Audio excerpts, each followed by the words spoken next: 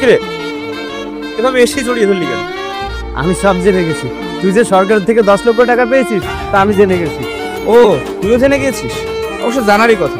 দেখ আমি আর সেই পুরনো গরিব পোশাক পরি না, এখন ভালো ভালো দামি দামি পোশাক পরি। আর ভাবছি কালকে থেকে মুচির কাজটাও করবো না। হ্যাঁ হ্যাঁ, তাই তো দেখছি, অনেক দামি পোশাক পরেছিস, খুব সুন্দর লাগছে তোকে। আমি সবসময় চেয়েছিলাম তোকে এইভাবে দেখতে। এমন ভাবে দেখতে চেয়েছিস মানে? মনে হচ্ছে টাকাটা তুই দিয়েছিস। এ শোন, টাকাটা তুই দিসনি, আমি সরকারিভাবে অনুদান পেয়েছি।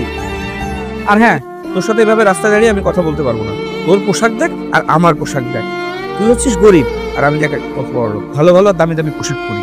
বন্ধু তুই এভাবে কেন কথা বলছিস? কারণ ভিডিও চ্যানেলটিকে সাবস্ক্রাইব করো পরে পার্ট দেখার জন্য। দেখ তুই আর আমি তো ছোটবেলার বন্ধু, তাই না? ছোটবেলা থেকে একসাথে কত স্মৃতি আছে আমাদের, একসাথে কত মিশেছি।